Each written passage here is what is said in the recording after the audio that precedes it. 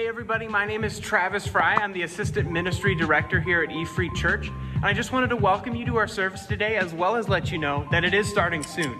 So, just like last week, do what you need to do to get ready. Grab some coffee, and let's get ready for worship. Good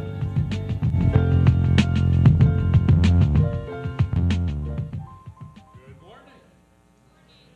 It's great to see you. Would you stand, please, as we sing, Joyful, Joyful, We Adore Thee.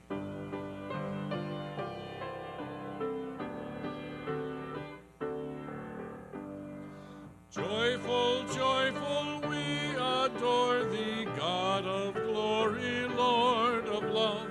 Hearts unfold like flowers before thee, opening to the sun above. Melt the clouds of sin and sadness, drive the dark of doubt away. Giver of immortal gladness, fill us with the light of day. All thy works with joy surround thee, earth and heaven reflect thy rays. Stars and angels sing around thee, center of unbroken praise. Field and forest, vale and mountain, flowery meadow, flashing sea, chanting bird and flowing fountain, call us to rejoice in thee. Thou art giving and forgiving, ever blessing, ever blessed, wellspring of the joy of living, ocean depth of happy rest. Thou our Father, Christ our brother, all who live in love are thine. Teach us how to love each other, lift us to the joy divine. Mortals join the mighty chorus which the morning stars began. Love divine is reigning o'er us, leading us with mercy's hand. Ever singing, march we onward, victors in the midst of strife. Joyful music leads us sunward in the triumph song of life. Thank you. Before you sit down, would you greet those around you? Don't forget the guys in the sound booth.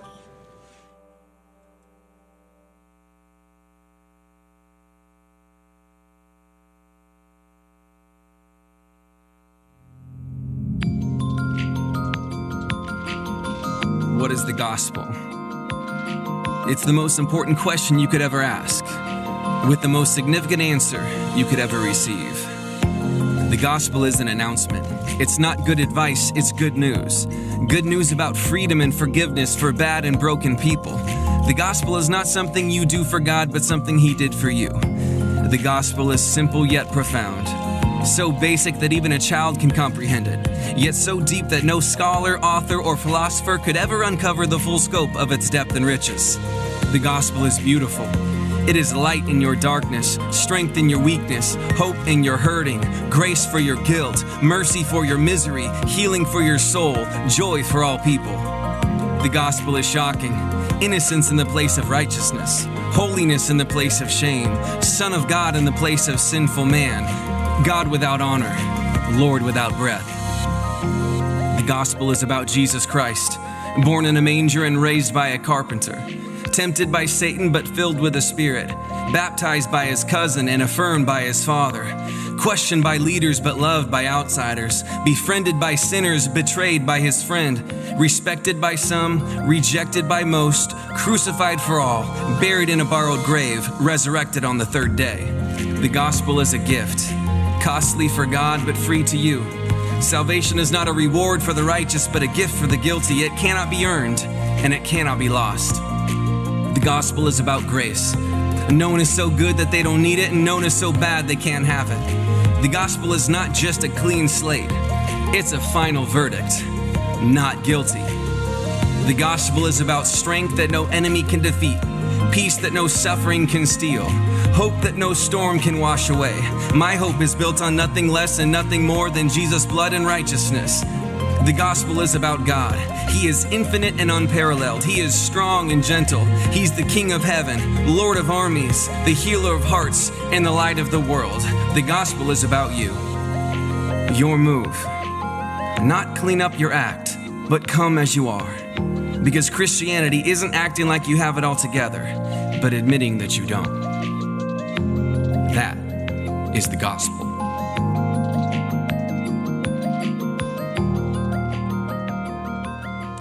Good morning, church. Welcome. Let's stand and sing a couple more songs together.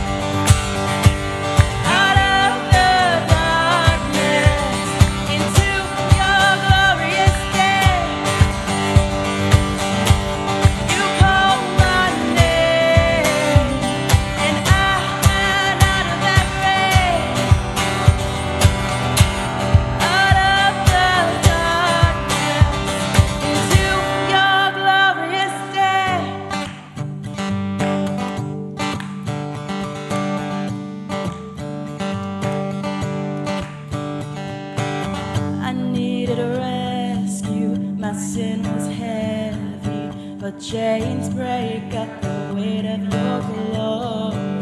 I needed shelter, I was an orphan. Now you call me a sinner. When I was broken, you were my healer. Now your love is the air that I breathe. And I have a future, my eyes are open. 'Cause when you call my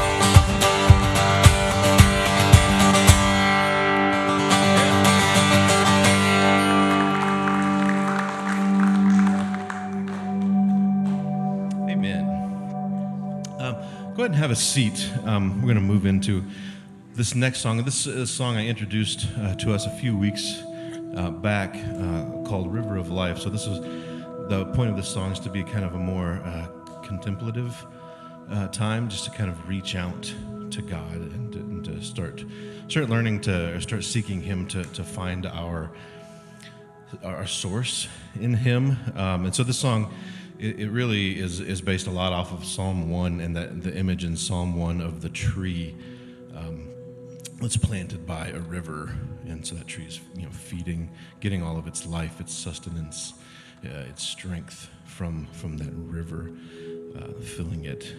So learning to let Jesus be that river for us. So I wanted to start us off by reading. I'm not going to read actual Psalm 1, but what I have here is a book called Sheltering Mercy. This is a book full of kind of reflections on the Psalms. So each Psalm, they've kind of gone through and written kind of a poem based off of the Psalm. So it's not like a rewrite of the Psalm so much as just kind of a reflection on the Psalm in a Psalm-like state. So so it's not exactly the Psalm, but I like the way that they spoke about the things in Psalm 1. So I'm going to read it for us here. So, and the words will be up on the screen behind me too. So Psalm 1, it's called River Tree. Lord, your presence is life to me, joy of my heart, strength of my soul. Grant me the grace to walk in your ways, to cherish your friendship over the fellowship of the fallen, soul-shaped as I am by the company I keep, pressed and formed for good or for ill. I refuse to march with those who mock your mercy, who revel in the unraveling of sacred things. They stumble down trackless wastes, training others in the ways of their wandering. But you will be my delight, Lord, your word my mirth and meal.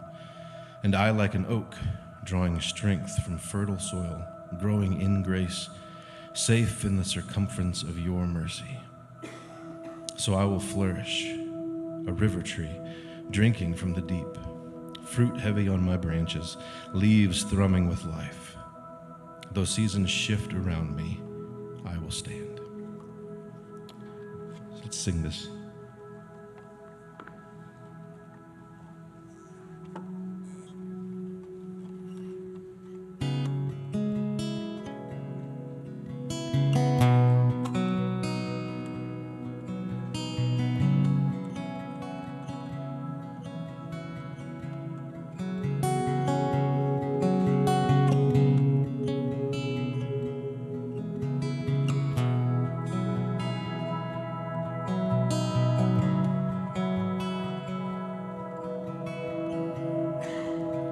Here I am, empty and dry, worn to the bone. Hear my cry, it's all I have in this wrung out soul. It's twisting and turning, I can't find control. River of peace, fill me, river of peace, river of peace, fill me, river of peace.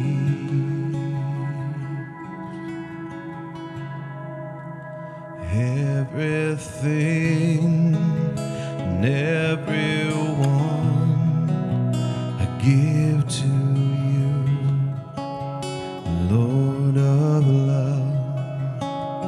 Take me in, hold me up. I'm weary and burdened, but you are enough. River of strength, fill me, river of strength, river of strength, fill me,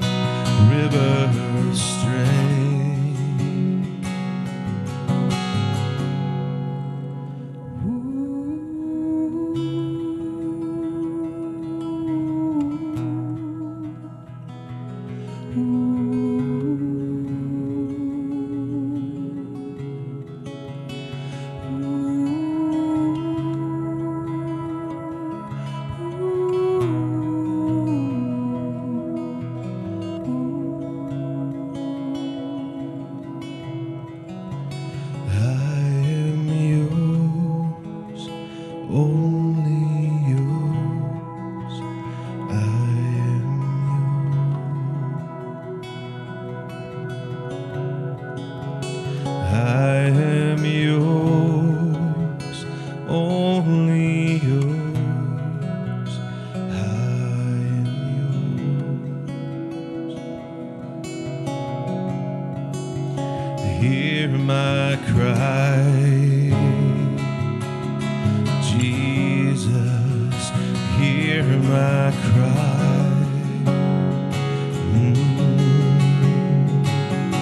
Hear my cry, oh Jesus, hear my cry.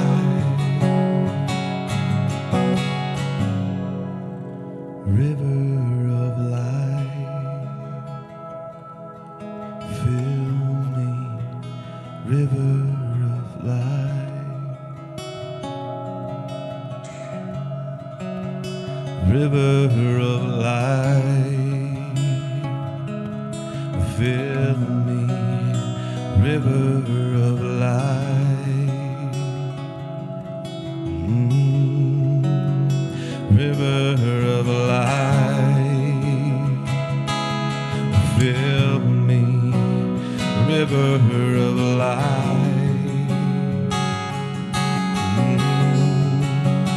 river of life,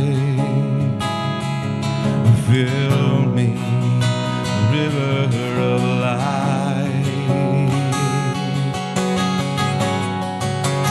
river of life, oh fill me, river of life, river of life, oh fill me, river of life, river of peace,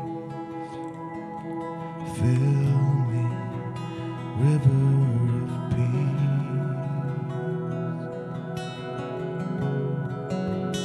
river of strength,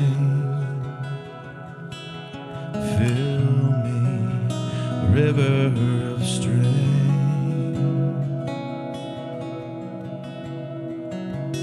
river of life,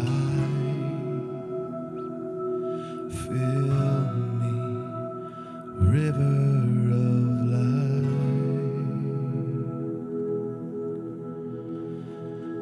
God, may we be like that tree planted by the river, Lord, drawing our peace, our strength, and our life from you. And guide us to make the space in our lives to be filled and sustained by you. We give this morning to you, Jesus. It's in your name we pray. Amen. Amen. Thanks, Brandon, and Helen. Thanks for writing that song. It's a beautiful song, isn't it, folks? Yeah, that's what we're going to talk about today. That very thing, this whole idea of resilience. And if you're newer here to E-Free, welcome. I'm Pastor Rick, and just a shout out really quick to our digital church that's watching right now. It was good to talk to Tani and Chloe across over there in England. And actually, I called Sean this week actually in Phoenix, or Tucson. If you're actually on right now, you were on earlier. Hope that you're doing well, Sean. It was good to talk to you, and just thanks for watching us and being a part of our church community. And we're still growing in ways of how to continue that relationship and how to serve you better, reach and grow people in Jesus Christ, even digitally. And so glad that you're a part. The rest of you as well. Just thanks for being here. And if you're newer to E-Free, I can stick around a little bit afterwards. Would love to meet you as well. And we're in this series called Developing a Soul of Resilience. Developing a soul of resilience. And part of it, this has kind of been a little bit of a window into my own soul and my own growth and my own journey over the last few years. And which is always a little intimidating. Because in part you kind of expose yourself and you kind of the vulnerability but so far I appreciate some of the feedback and the questions and the support and the encouragement and what we've been talking about, if you're newer here maybe to EFC, it's been a while since you've been here, this whole idea of resilience. What are we talking about? I think so many of us, myself included, we run on empty. But we're so disconnected from ourselves, at least I know I was, disconnected from our own souls, from others, and even from God, that we don't even realize it.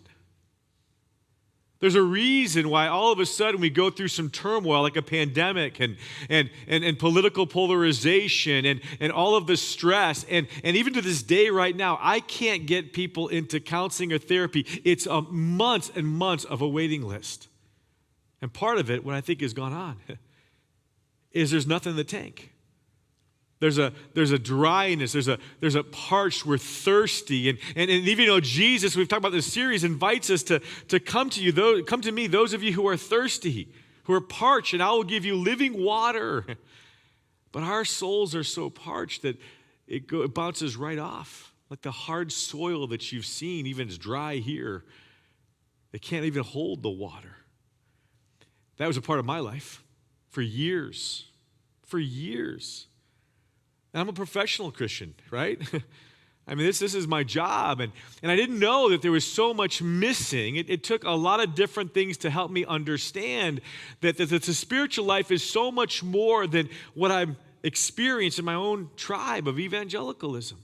I'm incredibly thankful for our tribe. But like anything, it has its strengths and it has its weaknesses. And so in part, when Jesus gives us this invitation, I love the Message version. This has been kind of our key verse throughout this entire series. It's like, are you tired? Are you worn out? Are you even burned out on religion? And here's the deal. Some of us are going so fast, we're so digitally distracted that we don't even know how to answer those questions until we slow down enough to realize not well. And Jesus says, the invitation, come to me. Come to me, get away with me, and you'll recover your life. I'll show you how to take a real rest. Walk with me and work with me. Watch how I do it. Learn the unforced rhythms of grace. In the NIV or other translations, you've heard it called the yoke. Take my yoke upon you. Keep company with me. Abide with me. Learn with me. Keep company with me, and you'll learn to live freely and lightly. And what we've been talking about in this series is this is the secret of the yoke that I never understood until the last couple of years. When a rabbi is teaching like this, the yoke is not only his orthodoxy, his teaching, his doctrine, but there's a whole second part of it, which is his lifestyle. What we call orthopraxy, how he lives life. That's why he's saying things. The way Eugene Peterson unpacks this is the rhythms of grace. Walk with me. That's what, learn from my lifestyle. Learn from the way I'm living and loving. And that's part of it. Fundamentalists typically just look at the orthodoxy. Believe all the right things. It includes that. But it cannot and should not be limited to that. Because truly, it's about living the right way in love. And the secret of the yoke is Jesus brings it all together. And it's an invitation for us. And I think it is a key ingredient to living a more resilient life. That no matter what happens to you and me, that we are filled with the living water. We're filled with the presence of Christ and the peace that we sang about. The life that we sang about. Even though everything externally might be falling apart. That's the secret of the yoke. That's the way and the life of Jesus. So a couple weeks ago, I talked about being before you do.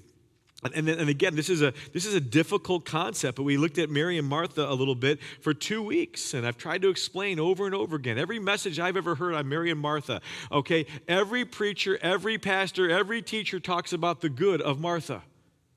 She's the one that's busy getting everything all ready. And what's Mary doing? She's sitting at Jesus' what? You exegete that passage. There's nothing, he's not saying anything good about Martha. I'm not saying she's doing things wrong, but Jesus does. He says Mary's doing the one thing that is needed, the one thing. And we talked about a couple weeks ago is being before we do. Being before we do. And that's difficult in our day and age. That is difficult in our modern society. We tend to live in a Martha world, and even those of us who are Christians in a Christian culture, and we're doing at such a rapid pace that we're missing the invitation from Jesus to be with him in order to properly live out from a place of fullness versus on empty. And so one of the things I share was an active life in this world for God, to be all that we're called to be the parents that we're called to be the husband and the wife that we're called to be the coworker, to be the follower of Jesus that we're called to be the human being that we're called to be, can only properly flow from a deeper inner life with God. And I missed that for a couple of decades. And maybe you have too.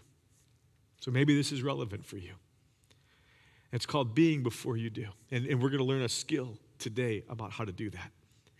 Now, we jumped ahead because of Omar's traveling and my traveling. I was going to do the Sabbath this week, and I was going to do, I'm talking about this week last week, but because of our schedules, we talked about it. We talked about him doing the Sabbath, so he did a great message. I've only listened to about 3/4 of it. I need to finish it up. But this whole idea of Sabbath, this whole idea of the Sabbath in the Old Testament, of just taking a full day to rest and to recover and to delight and to enjoy life. And he talked about, I love what he said. He said, God designed the Sabbath to be a normal rhythm of life for his creation. And yet I think, and I won't ask for a show of hands, okay? But if I were to ask you, how many of you really observe the Sabbath regularly? I already know the answer. I know it for me. I don't practice it real well. And I thought about this. In my own notes, I wrote down, sometimes I write notes down for myself that's in the message that necessarily I don't share with you, but sometimes I do. And one I wrote to myself is, I don't practice the Sabbath because I don't think it's important. Because ultimately, we do what we think is important. We might say something is important, but we actually do and live what really is important to us. And so I wrote my notes. This is one that I know I need to continually look at and work at in my own life. I love a suggestion, starting once a month. Now, part of it is what I'm going to talk about today can help you build up to a full day. And that's kind of where I'm at. Today, it's why it was actually meant to be last week, but we felt like, anyhow, that was for us to discuss, and we felt like it'd be stronger to do it this way for him and I personally. And part of it is what he talked about is slowing down from the busyness and the pace of life. And I mean, I don't have to look around this room. I mean, I know your pace of life, all the ball games, all the busyness and the ministry. And I talked to some of my retired people. You know, my retired people tell me sometimes it's kind of scary. They're more busy now than when they were working. I'm like, how does that happen? You know? But today I want to talk about something a little bit different than pace of life, the external, okay? Not only is it our pace of life, thus the Sabbath, something else has changed dramatically over the last decade and a half that has had a severe and huge impact on our souls. Let me give you a hint of what it is. Something has happened in the last decade and a half that has had a huge impact on our souls. Here's the question. You're waiting at your favorite coffee shop. Maybe you're in there, the store, you're in line, or you're on Washington and you're in the line there on the Washington, on the Starbucks, and you're in line and you're waiting for the coffee. You're waiting to even get the order in. What's the first thing that you do? What's the first thing that you do? Be honest. What do you all do? Show it real high, Melissa. Show it real high. You turn, yep, there you go. This thing called boredom, we no longer know what to do with boredom. We have something to fill the time, fill our minds, fill our souls. Some of you, you might do it. How many of you, let's just do a moment of confession. It's good for the souls. How many of you, you're at a stoplight for less than 2 seconds, and the first thing you do is you grab the phone? Confession time. How many here? Raise your hands. Go ahead. Look at, I know a bunch of you do it. Those of you online, what's going on? It could be at the doctor's office. I've had to do some different things at the doctor's office, and I've done this weird thing, okay? Especially because everybody's got their mask on still. I refuse to pull out my phone. I do this weird thing. I talk to people. And some of them look at me like I'm crazy, and they're partially right? But my point is this, we look at it, maybe it's social media, maybe it's Facebook, Instagram, TikTok, depending upon your generation. There's no more magazines. So what are you supposed to do? Fill your time with. And so, It's your favorite coffee spot. It's at this traffic light. Here's the other thing. We see it all the time. You're at a restaurant with your family. How many of you ever seen people with almost everybody in the family, sometimes even the entire family, they're all on their what? Their phones. We're guilty of it. I'm there too. That's why I talked about benevolent attachment a couple of weeks before. I talked about the importance of, for me, I'm doing my best. I'm not perfect at it, but I turn my phone off at 9 p.m. and I don't go to it. I don't have anything. I don't look at it until 9 a.m. the next morning. It's like a mini Sabbath. Because what's happening, I'll get right to it, the new normal of hurried digital distraction is robbing us of our ability to be present. And here's the thing. This is all newer. I'm not against technology. I think technology is neutral, but there's always good, there's always bad, and there's always the ugly. And because we don't have the social science studies that actually are looking at this, we don't have any longitudinal studies, but the short-term ones are already in. And this is one of the things that they're saying. And people like me have been saying it and kind of realizing it for a while. The inability to be present to God, if you're a Christ follower here, to others, to this beautiful world. But maybe even more dangerous to our very souls. To our very souls. We were on vacation finally this last week in a beautiful beach and in a beautiful setting. And I can't tell you how many times on the beach in this beautiful setting that young people were just enmeshed with their phones, entangled. Even my own temptation. But we're losing the ability, because of all this hurried distraction, not only our own pace of life, but this hurried distraction to be present to God, to others. And life we know as Christians is all about loving God and loving others. That's it. Jesus made it a sin. This is it. And to be loving well, you've got to be present. You have to be attuned. You have to be there, not just physically, but emotionally and relationally. And apart, we're becoming separate from our very souls. I like the way Andy Sullivan says it this way. There are books to be read, landscapes to be walked, friends to be with, life to be fully lived. But this new epidemic of distraction is our civilization's specific weakness, maybe even more so than hedonism. The threat is to our very souls. At this rate, if the noise does not relent, we might even forget we have any, referring to souls. Title of the book, I Used to Be a Human Being. It's quite the read. I think at some level you could understand this and relate to this. I think as I look back at my own life and my own pace and some of the digital distraction, all of that, that's kind of where I was at probably 5-6 years ago, still a struggle today. And it led me somewhere. Is there, and think about the secret yoke, not only the orthodoxy, the teachings of Jesus, but the orthopraxy, of the lifestyle of Jesus. Is there a practice from the yoke of Jesus, the secret yoke, that could help with this? And I wasn't thinking of it that way. I'm just kind of saying it that way in the talk today. But there is, and I didn't realize it, because in part, our tradition, we don't typically go into these things. We've kind of eliminated, I told you a couple weeks ago, I did church history at one of the most incredible seminaries of all, at evangelical seminaries. Church history started 500 years ago, which is not right. It started 2,000 years ago. And we've thrown the baby out with the bathwater.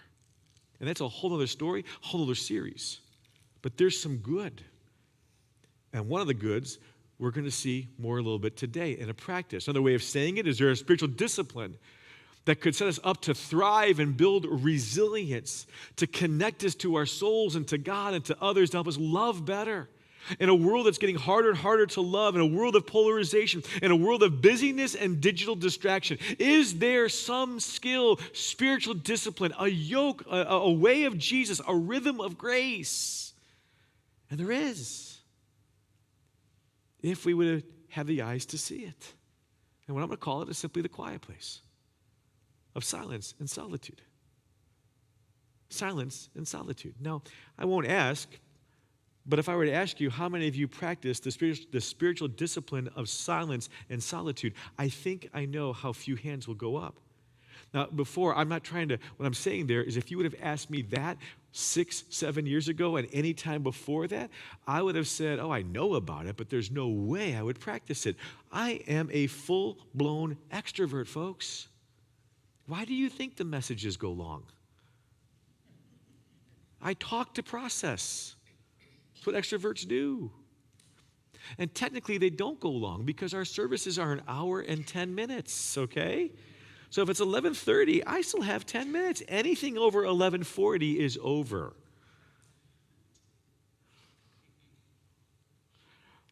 Jesus' example.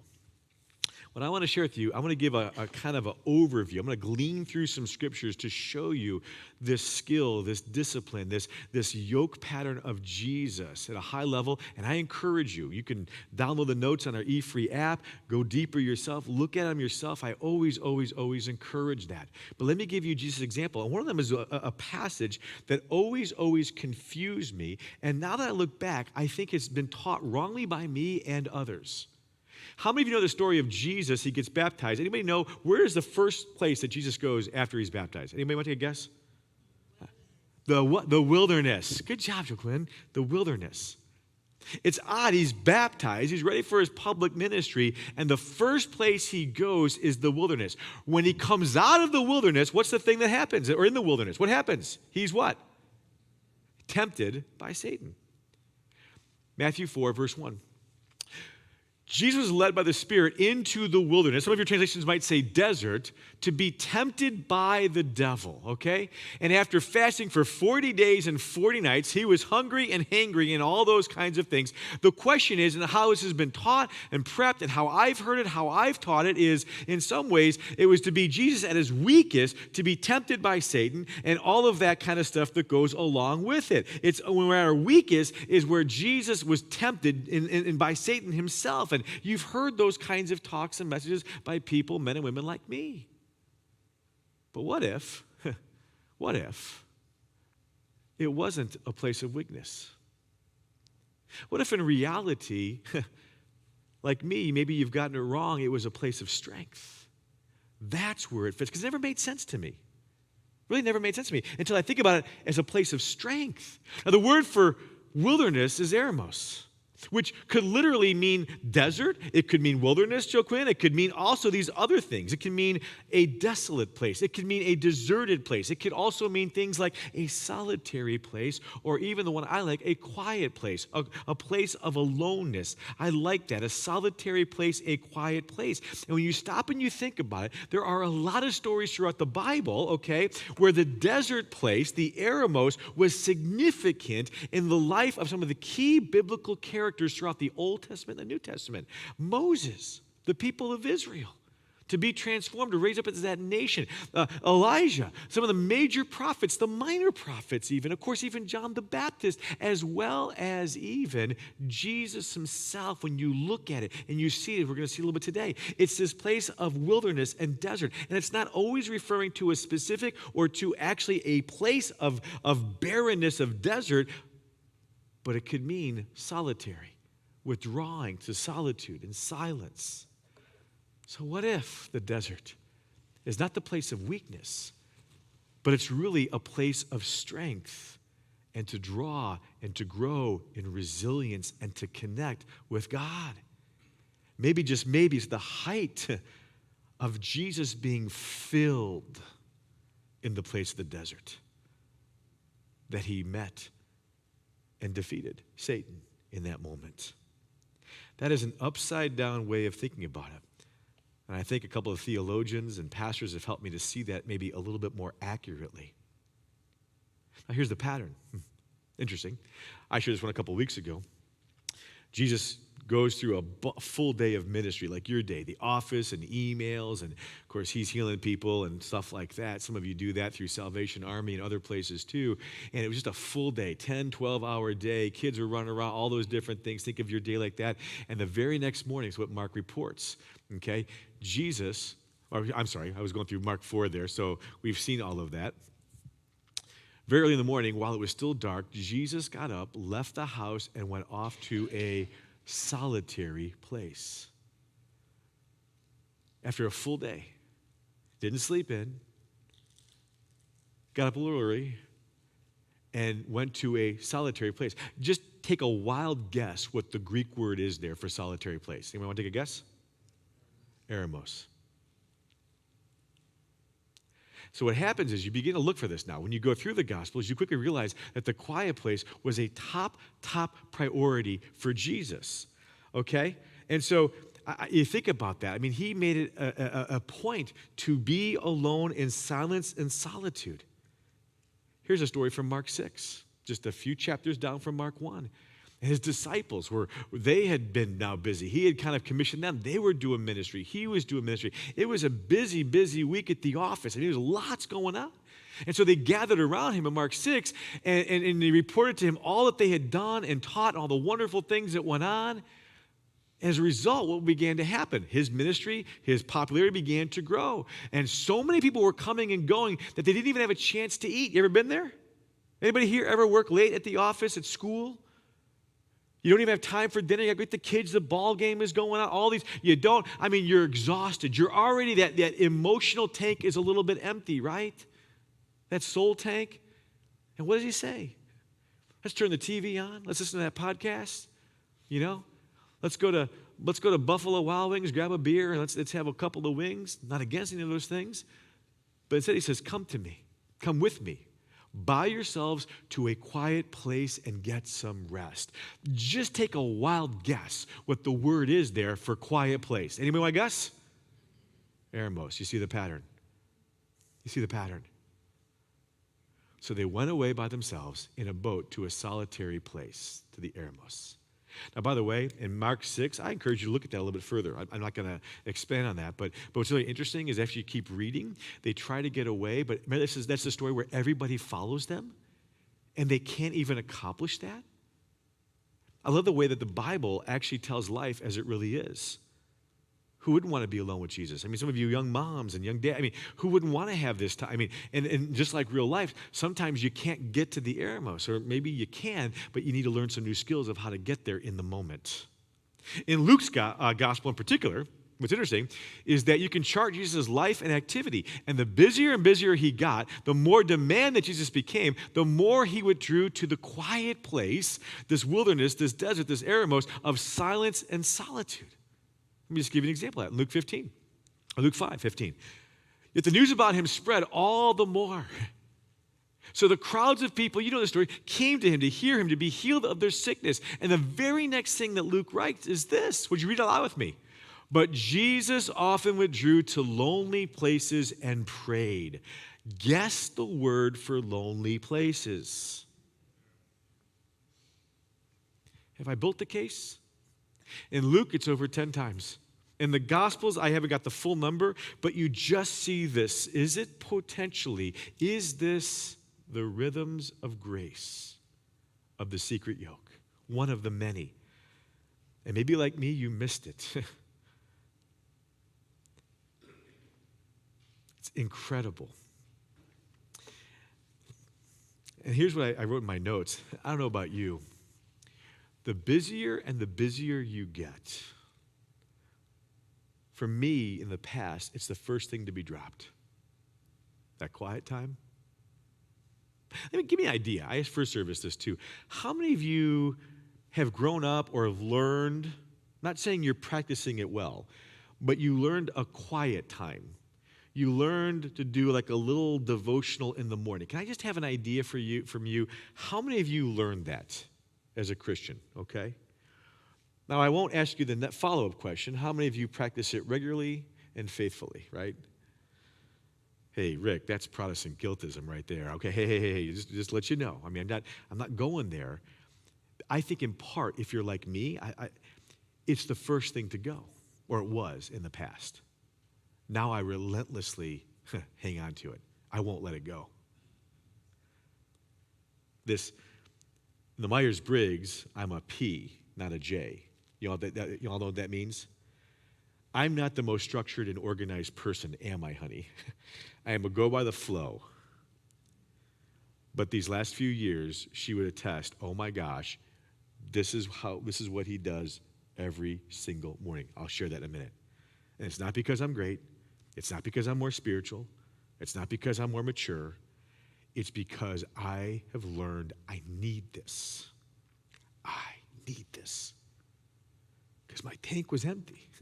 And part of the reason there's even tears of that song, I was even in first service and second service, I was kind of welling up with some emotion. And part of it is, when Brandon did this song, we've talked about this. I mean, he's kind of my partner in crime on some of this stuff too. It's a place of joy. And what I've experienced. And what I've learned in the seasons of busyness, and I spelled that wrong, I think, we need more time in the eremos, in the quiet place. And I knew when I left, I was supposed to have some time off in the summertime, and I did. I got a little time off, but my back went out, physical things, couldn't do some of the things, couldn't travel. So we finally traveled last week, and this is my quiet place. That was my quiet place last week.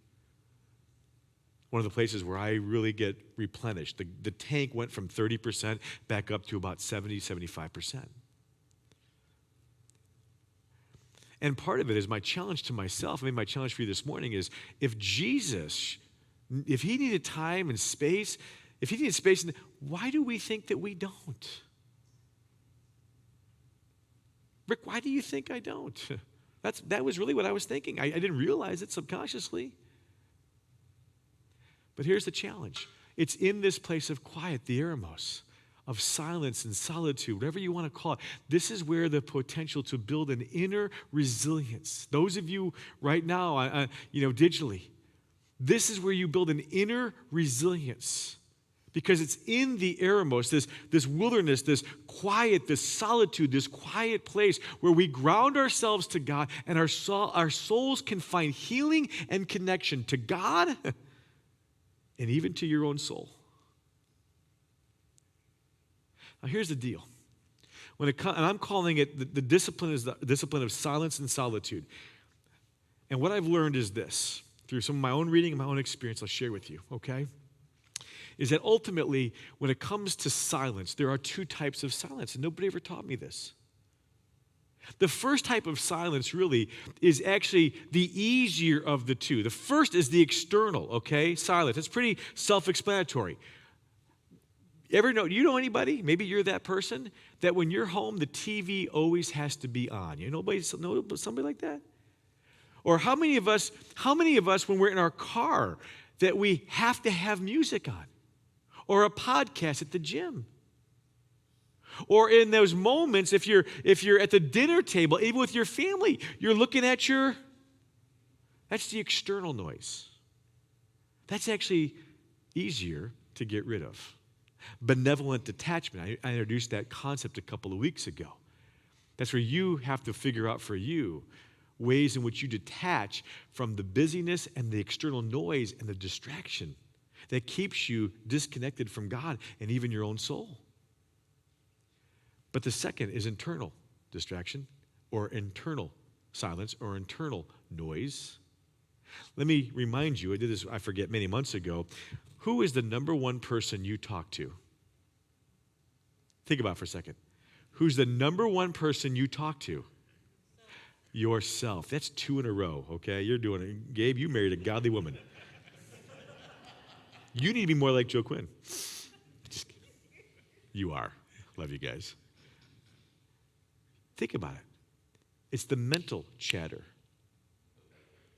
You have a disagreement or an argument with your spouse or a coworker, or there's a bad phone call, something happens at the office, or your kid doesn't act right, or whatever, and what happens? You can't turn it off, can you? Ever notice that? You don't turn off. You can turn a TV off. You cannot listen to the podcast, but it's really, really hard. I had to learn the hard way to turn off the mental chatter. And here's what I've learned too, by the way. Typically, most mental chatter, I might not even know you here in this room, but I think I can share something pretty confidently about what I know about you. Is most of your mental chatter positive or negative? That's why emotional health and spiritual maturity have to go hand in hand.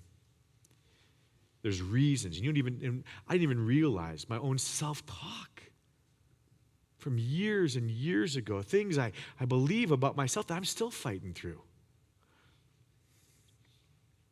And the reality is, it's external noise To get to the external silence is easier. Find a room, find a beach. Well, you can't find a beach around here. Find a park. It's the internal noise. It's getting that internal silence is much, much harder. But here's what I've learned. This is what I was going to share. Silence leads to emotional healing for your soul. Silence leads to emotional healing to your soul. Is it possible that we have external noise on because we don't want to deal with the internal noise? We keep the external noise on, sometimes blaring. And I am all for rocking out to good 80s music in your car on a beautiful day with your windows open. Or if you want to do Christian worship music, that's fine too. Do that. Country music is not music, so I do question you there, but it's okay. And some of you, you're thinking about joining a church and you just looked at your husband and said, or your spouse and said, we're out of here. He just said blasphemy. He just cut country music. Yeah. Is it possible that the external noise is on because we don't want to deal with the internal noise subconsciously? And yet that's the very thing that's needed. Now let me help you understand solitude, because what it is, it does not mean isolation, which is what a lot of people are feeling and experiencing today. Solitude is actually you're engaging your soul. You're engaging yourself with God in the presence of God. Solitude is when you set a time aside to feed and water and nourish your souls. It's a time to respond to those invitations of Jesus. Says, come to me, those of you who are thirsty. Come to me, those of you who are weary and tired and burnt out in religion. You come to me, and that's the quiet place. That's the wilderness. I am more and more convinced the one little window that we have of Jesus in the wilderness, in the desert, the Eremos, is the last day, the last night of his life. And he's communing and praying with God. And he even invites his disciples to be a part, but they keep falling asleep.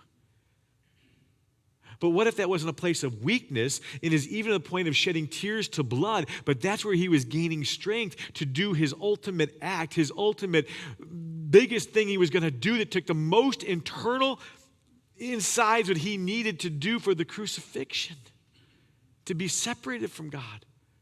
That's where he fed and he nourished his soul with the Father. That's what solitude and silence can lead to. Richard Foster says it this way: loneliness is inner emptiness, and we've all experienced that. Solitude is inner fulfillment. But my concern is how few of us, myself included, have experienced that. Now, part of it, out of fairness, as I've shared, part of it wasn't taught that. Wasn't taught that in evangelicalism. That wasn't one of those things that we put high. And again, but it's a thing that I think you look back in the history of the church, you look at Jesus' life, you look at the early church, you look at the desert fathers and mothers, and throughout, for thousands of years, you see this, but maybe, just maybe, we threw the baby out with the bathwater. Thank God. Some are saying, let's bring back the baby. And could the antidote for your spiritual emptiness, your empty tank, your spiritual dryness be as easy, quote unquote, as something like a discipline of silence and solitude to incorporate into your life? Maybe the better word there, after I looked at it again this morning, I was thinking, Derek, I should have used the word something as simple, because it's simple, but it's not easy. You know what I'm saying? It's simple, but it's really not easy in that quiet place. And maybe, just maybe, the problem isn't because he is absent from us. The problem is we are digitally distracted. We are external noise, and internal noise is keeping us disconnected from him. It's more about our distraction than his disconnection from us. Does that make sense, church? At least that's what I found with myself.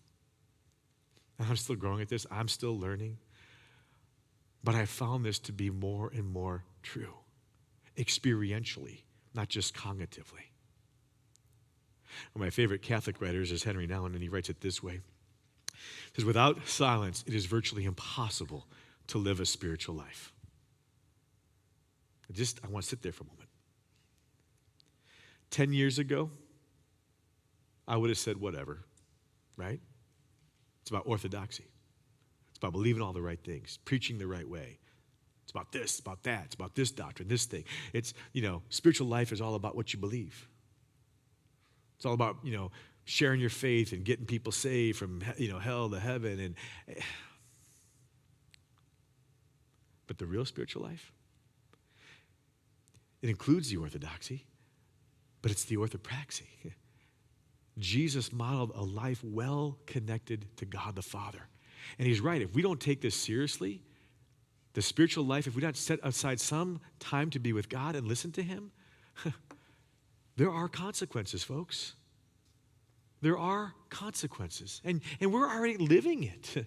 Some of you ask, why are we doing, some of the things that are happening in church world and the lack thereof in the church world, so to speak, and the exoduses that are happening and people walking away from faith and not so much from Jesus, but institutional Christianity.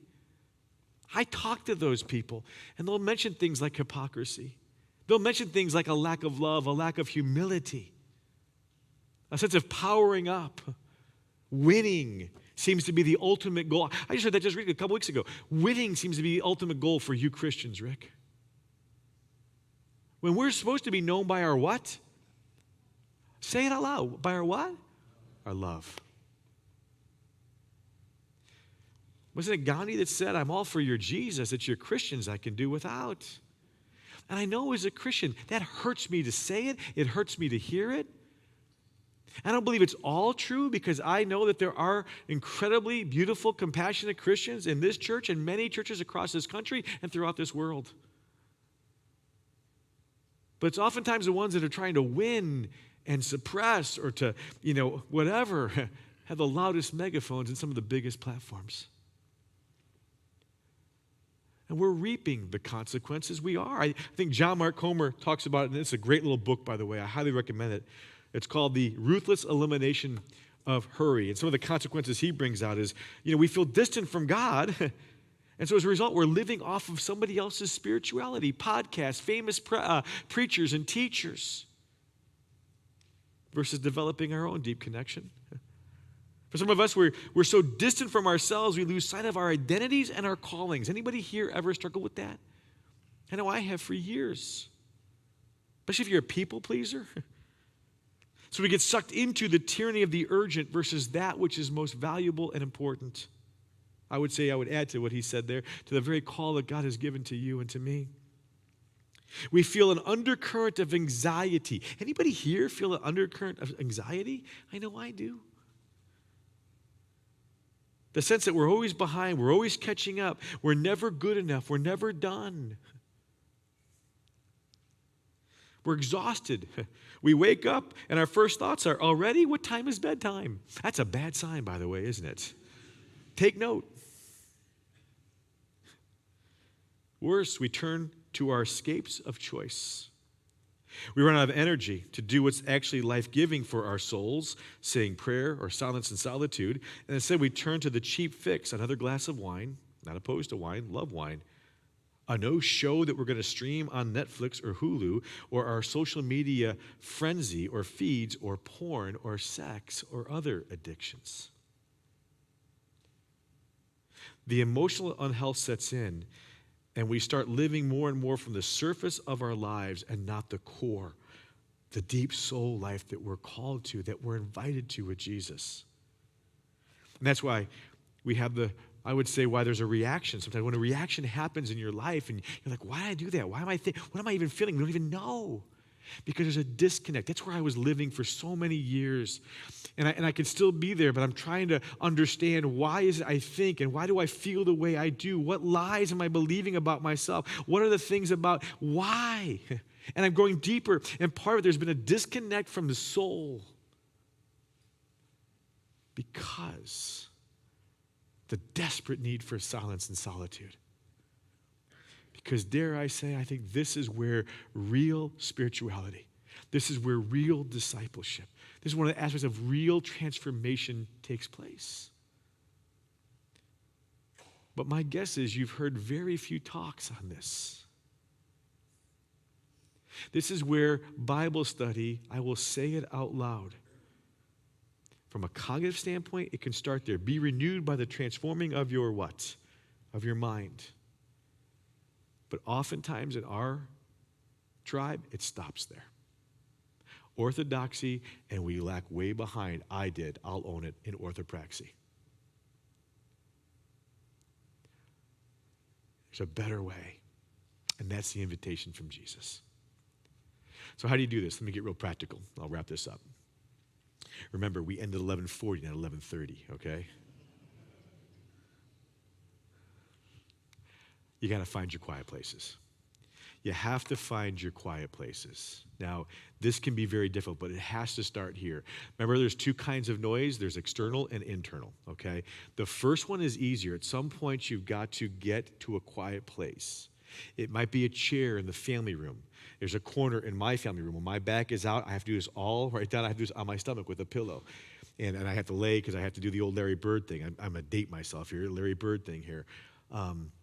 And the reality is that that's a place. The sunroom for me. I know for Brandon, I know it's Walks in the Wood. For Dawn, our children's director, it's Walks in the Wood. And so you're all going to have different, my guess is different quiet places. You probably already have one, you just don't realize it.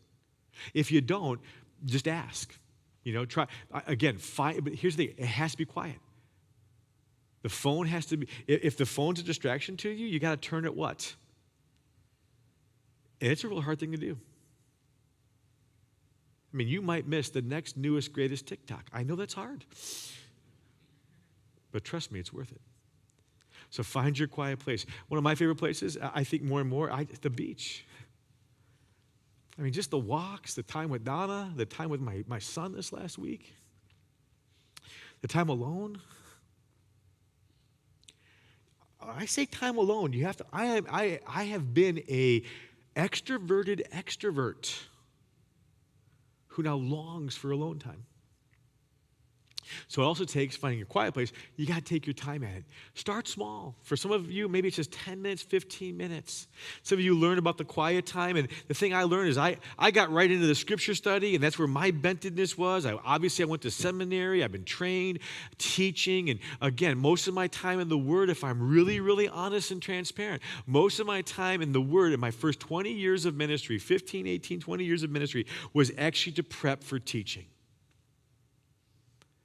My time now in the quiet place, I don't do anything but go silent with God.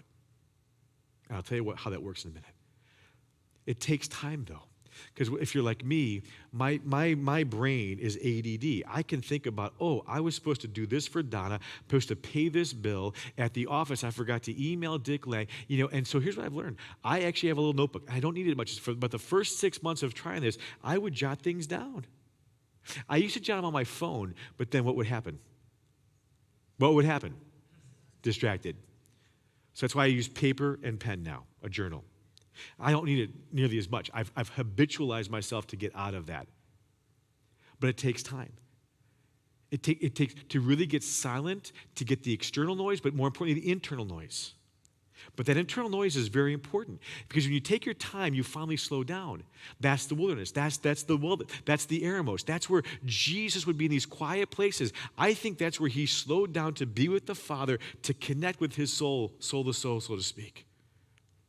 When you do this is what I've learned. You begin to feel. I've told you before, I knew two feelings for the majority up to about 40 some odd years of my life. I am a happy-go-lucky guy. I am the glass half full versus half empty. We're called what? Someone said annoying first service. Don't say that. Optimist was the correct term. And then about 1% of the time, a little less than 1% of the time, happiness. What was my other feeling? Come on, you all know it because some of you live it. What? Anger. Because what I didn't recognize, but through counseling, over the years, I didn't recognize is that I was so oblivious to my feelings. I would push down, not even know it. I knew it because what happens is all of a sudden your body, when you get real stressed, I will always teach you, I've learned this, your body is a major prophet, not a minor prophet. And when I was in high school and in a young adult and seminary, when I was stressed, my body, I would lose my stomach. I'd pop Tums like they were candies. My ears get red. all the blood. I've learned these little signs that something's not right internally. I've been suppressing, or I would be trying to deny, and you can't. Feelings are the gateway to your relationship with God. Don't believe me? Need the orthodoxy behind it? Start reading and studying the Psalms. 2/3 of them are David and others who are pouring out their heart and their feelings over to God. So I've learned how to resist that. I have learned to embrace that. I'm still learning a lot about it. I'm nowhere near where I need to be because it still sometimes can be very difficult for me. What am I feeling? But I've gotten much better. I even have a feeling wheel in my office to remind me of what, there's different kinds, discouraged. Or I can feel, things like I feel sad. But all those are pushed together and suppressed. They will typically come out like a beach ball that you think nothing of holding it underwater. One of those balls that you blow up, that you play a little with, they weigh less than like 3 or 4 ounces. Ever notice something? It's like a beach ball. You put that underwater, it's easy for the first couple of seconds. Have you ever tried to hold it underwater for a minute or 2 minutes or 3 minutes? What happens? You get exhausted and poof, it comes out. Anger.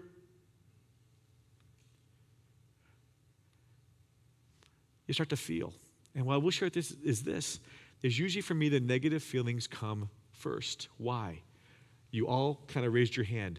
Your self-talk is typically what, church? Those of you out there listening right now, is negative self-talk. And so part of it with that negative self-talk is negative feelings. You see why this is so important? Because you've got to identify. And some of those things you got to listen to. There are some things you have to say, you know what? That feeling leads me to do this action, to say I'm sorry.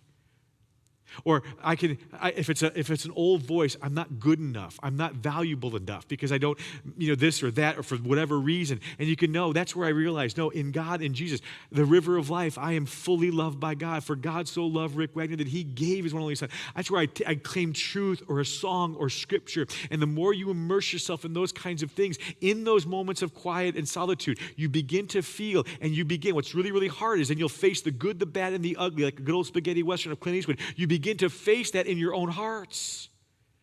And this only happens in solitude and silence. And at first it feels, when I first started practicing this, it was awkward, like anything. How many of you remember how to drive or how to ride a bike? Remember how awkward it is? Or talking to a person of the opposite sex when you're in junior high. Remember how awkward it is? Some of you are still awkward. I'm just kidding. And so,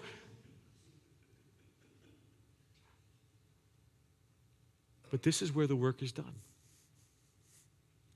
And ultimately, here's what I'm noticing. I can hear that voice of God. I've actually sung that song in my head that Brandon did. Because I love that river of life. It's a reminder in my silence and solitude that the sustenance of my life isn't about how I perform, how well I do, how big my church is, my own health, my own productivity. I am his child first and foremost, and he delights in that.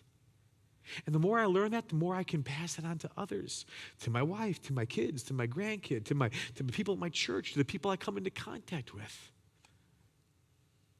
I have a place of humility versus ego. Because I'm reminded of the voice of God. Is it possible that in the quiet place, in the silence and the solitude of your soul, that's when you can finally come home? And that's what I'm learning. But it's hard because everything in you at first wants to say,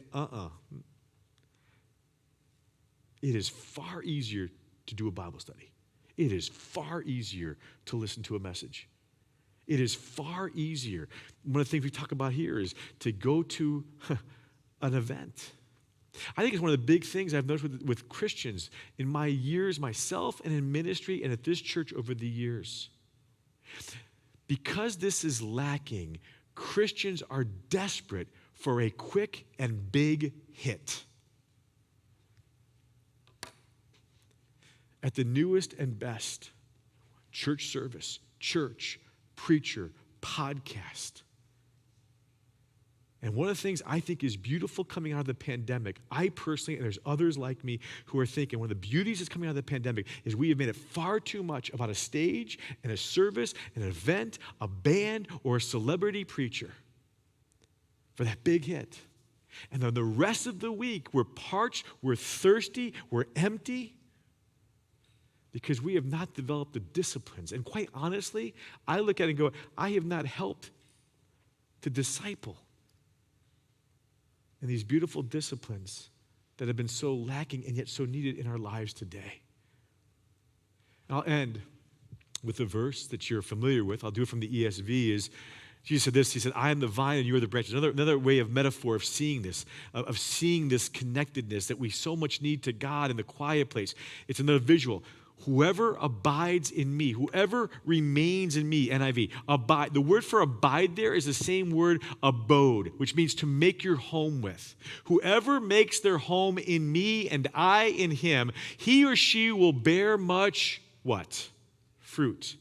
And don't forget, the fruit of your life isn't how much money you make.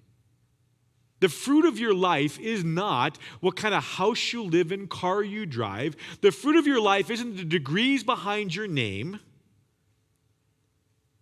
The Bible defines fruit. What are they?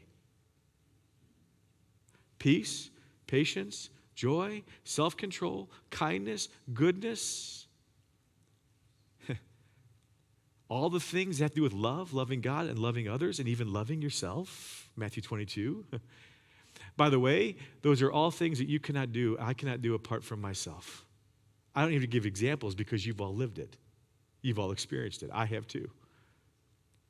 So in part, when I make my home, when I in the Eremos make myself at home in me and in him, we can bear fruit. From apart from him, we can do absolutely nothing. That's why this is so beautiful. That's why this is so needed. And that is the incredible invitation. That is an incredible invitation from Jesus. That's part of the secret of the yoke.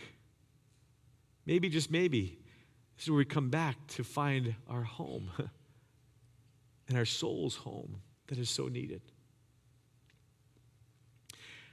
Start small. Start small. Find a quiet place. Let me go back to this real quick and we'll get you out of here. Find a quiet place. This is all in the notes. You can download. This is on the app. Just go to messages. It's all right there. If you can't write these down fast enough, somebody trying to write, you already probably have a spot. Start small. Start there. Take your time. If it's 15 minutes, 20 minutes, just try it. One thing I would share too is breathing is really important. Breathing. You know when you're stressed, you breathe like this. You just kind of breathe fast. Slow your breathing down. Catch yourself breathing. I will sometimes just breathe in and breathe out. If you're like me, ADD, distracted, you get a little paper out, some pen, and those things, this has got to go on the laundry list, or this has got to go on the shopping list, or I'm supposed to do this thing. You write those things down. Don't get angry with yourself. Do your best. You're human. You're distracted. You're busy like everybody else. Start there, but then take some time.